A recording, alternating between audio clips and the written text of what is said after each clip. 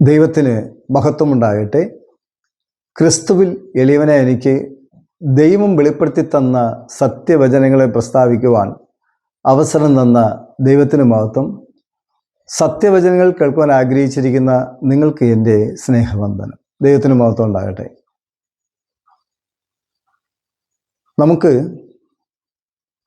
ദൈവത്തിൻ്റെ മകനോ മകളോ അതുമല്ലെങ്കിൽ ദൈവത്തിൻ്റെ ജനമെങ്കിലും ആകണമെങ്കിൽ ലേവ്യ പുസ്തകം 12-ാം അധ്യായത്തിൻ്റെ 44-ാം വാക്യം വായിക്കും. ഞാൻ നിങ്ങളുടെ ദൈവമായ യഹോവയാകുന്നു.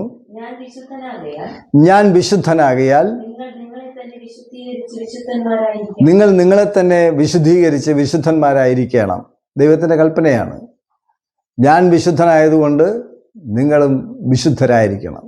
എങ്ങനെയാണ് നമുക്ക് ദൈവത്തിൻ്റെ സന്നിധിയിൽ ദൈവത്താൽ വിശുദ്ധീകരണം പ്രാപിക്കാൻ കഴിയുക?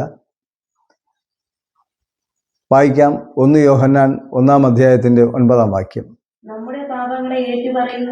നമ്മുടെ പാപങ്ങളെ ഏറ്റുപറയുന്നുവെങ്കിൽ അവൻ നമ്മോട് പാപങ്ങളെ ക്ഷമിച്ച് സകല അനീതിയും പോക്കി നമ്മെ ശുദ്ധീകരിപ്പാൻ തക്കവണ്ണം വിശ്വസ്തനും നീതിമാനുമാണ്.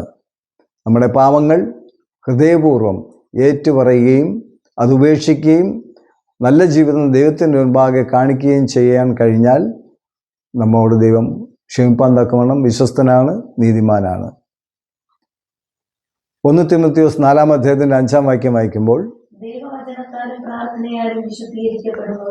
ആഹാരത്തെക്കുറിച്ചാണ് പറയുന്നതെങ്കിൽ, തിമോത്തിയോസിനോട് പറയുന്നതെങ്കിലും നമ്മുടെ പ്രാർത്ഥനയിലൂടെ വിശുദ്ധീകരണം പ്രാപിക്കാൻ കഴിയുമെന്നും കൂടെ നമ്മൾ മനസ്സിലാക്കാൻ കഴിയുകയാണ്. ഇവിടെ ദൈവവചനത്താലും പ്രാർത്ഥനയാലും വിശുദ്ധീകരണം പ്രാപിക്കുവാൻ കഴിയുന്നുവല്ലോ. നമ്മുടെ ഹൃദയത്തിൽ ദൈവത്തിൻ്റെ വചനങ്ങളെ കൊണ്ടുവന്നിട്ട് അതിനെ അനുസരിക്കുകയും അതിനനുസരിച്ച് പ്രാർത്ഥിക്കുക എന്ന് പറഞ്ഞാൽ അപേക്ഷിക്കുകയും ചെയ്യുമ്പോൾ വിശുദ്ധീകരണം പ്രാപിക്കുവാൻ കഴിയും. ഉദാഹരണത്തിന് ഒരു മോഷണം ഒരു കുറ്റമാണ്, അത് ചെയ്തു പോയി എന്ന് കരുതുക.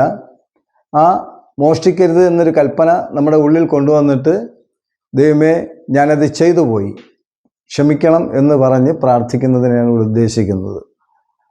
യോഹന്നാന്റെ സുവിശേഷം 17-ാം അധ്യായത്തിൻ്റെ 17-ാം വാക്യം വായിക്കാം. സത്യത്താൽ അവരെ വിശുദ്ധീകരിക്കണമേ, നിന്റെ വചനം സത്യമാകുന്നു. യേശു പിതാവിനോട് പ്രാർത്ഥിക്കുന്ന പ്രാർത്ഥനയിൽ തൻ്റെ ശിഷ്യന്മാർക്ക് വേണ്ടി അപേക്ഷിക്കുകയാണ്. സത്യത്താൽ അവരെ വിശുദ്ധീകരിക്കണമേ, നിന്റെ വചനം സത്യമല്ലോ. അതായത് സത്യമായ വചനങ്ങൾ കേട്ട് ഗ്രഹിക്കുമ്പോൾ ഒരുവൻ വിശുദ്ധീകരണം പ്രാപിക്കുന്നു എന്നാണ്. യോഹന്നാന്റെ സുവിശേഷം തന്നെ 15-ാം അധ്യായത്തിൻ്റെ 3-ാം വാക്യം വായിക്കുമ്പോൾ യേശു ഒരു ഉപമ പറയുകയും അത് ശിഷ്യന്മാർ ഗ്രഹിക്കുകയും ചെയ്തതുകൊണ്ട് അവരോട് പറയുകയാണ്. ഒരിക്കൽ വായിക്കാം. ഞാൻ നിങ്ങളോട് സംസാരിച്ച വചന നിമിത്തം നിങ്ങളിപ്പോൾ ശുദ്ധിയുള്ളവരായി തീർന്നു.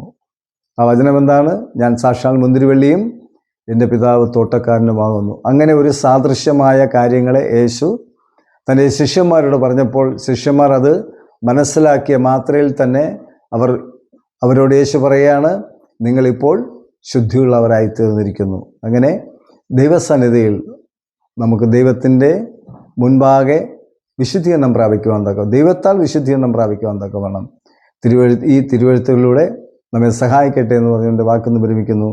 ദൈവത്തിൻ്റെ മഹത്വം ഉണ്ടാകട്ടെ.